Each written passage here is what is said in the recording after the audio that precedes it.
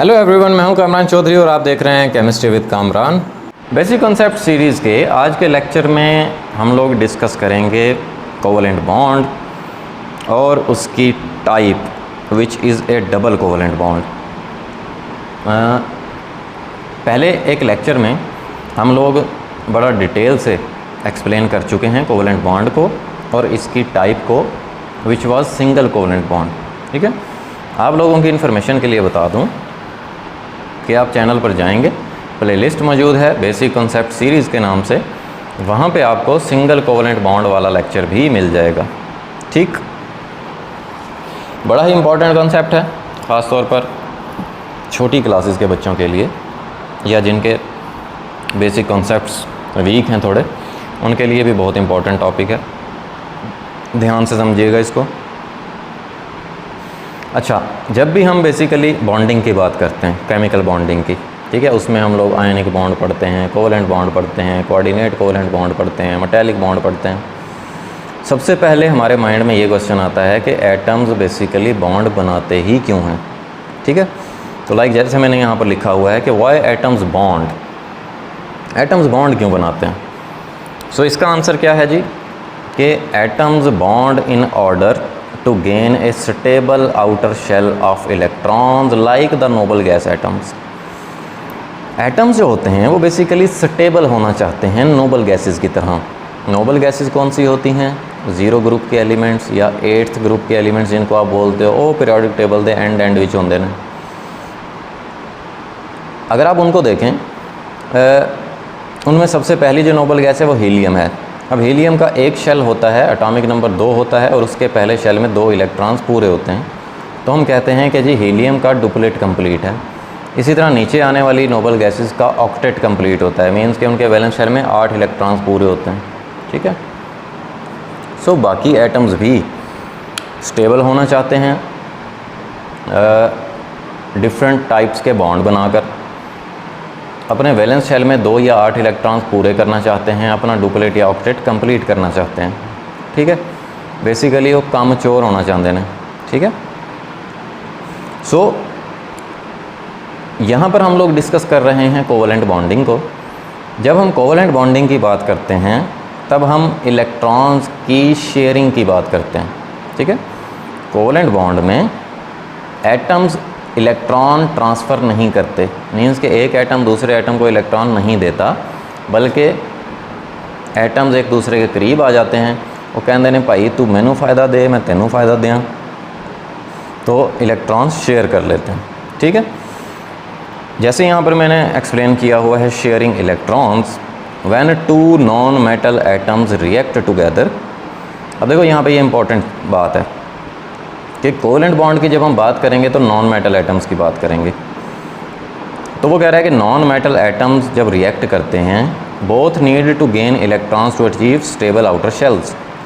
अच्छा, मेटल्स की जो प्रॉपर्टी होती है जिसको आप इलेक्ट्रोपॉजिटिविटी बोलते हैं, इलेक्ट्रॉन को रिमूव करने की या लूज़ करने की जो एबिलिटी होती है, ठीक है, वो मेटल्स की होती है, जबकि नॉन मेटल्स की प्रॉपर्टी होती है इलेक्ट्रॉन्स को गेन करने की। तो यहाँ पर यही चीज़ मैं एक्सप्लेन कर रहा हूँ कि इलेक्ट्रॉन्स बेसिकली चाहिए होते हैं नॉन मेटल्स को। वो फिर क्या करते हैं, वो आपस में ही इलेक्ट्रॉन क्या कर लेते हैं, शेयर कर लेते हैं। ठीक है, अब हम बात कर लेते हैं कोवलेंट बॉन्ड की डेफिनेशन की। कैसे डिफाइन करते हैं आप कोवलेंट बॉन्ड को? कि a covalent bond is a chemical bond that involves the sharing of electron pairs between atoms. Covalent bond में एटम्स क्या करते हैं, इलेक्ट्रॉन्स शेयर करते हैं। अब देखें, 2 एटम्स के दरमियान अगर कोवलेंट बॉन्ड बन रहा है और वो एक इलेक्ट्रॉन शेयर कर रहे हैं तो हम कहेंगे कि एक पेयर शेयर हो रहा है।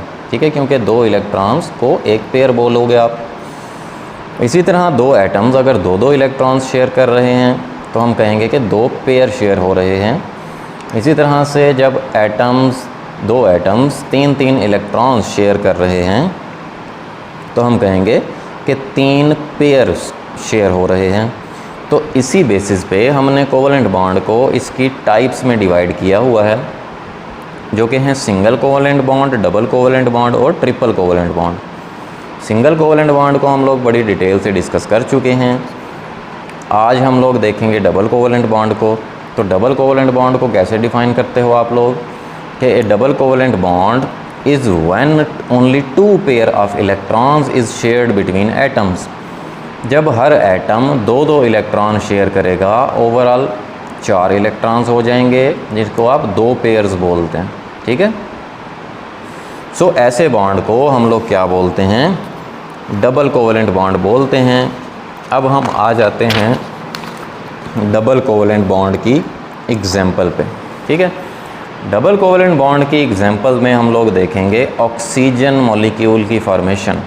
ठीक है, 2 ऑक्सीजन एटम्स के दरमियान बॉन्ड। ठीक, अच्छा, अब oxygen atom has 6 outer electrons. Oxygen जो होता है उसका एटॉमिक नंबर 8 होता है। पहले शेल में 2 इलेक्ट्रॉन और दूसरे में 6 इलेक्ट्रॉन होते हैं।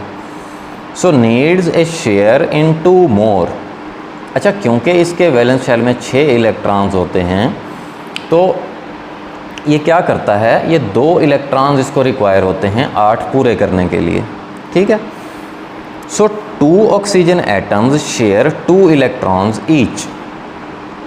अगर कोई एटम ना भी दे 2 इलेक्ट्रॉन्स ऑक्सीजन को, तो ये क्या करते हैं, 2 ऑक्सीजन के एटम जिनके वैलेंस शेल में 6 इलेक्ट्रॉन्स हैं, जैसे मैंने यहाँ पर शो किया हुआ है, एक ऑक्सीजन के वैलेंस शेल के 6 इलेक्ट्रॉन को मैंने डॉट से रिप्रेजेंट कर दिया, दूसरे ऑक्सीजन के वैलेंस शेल के 6 इलेक्ट्रॉन्स को हमने क्रॉस से रिप्रेजेंट कर दिया।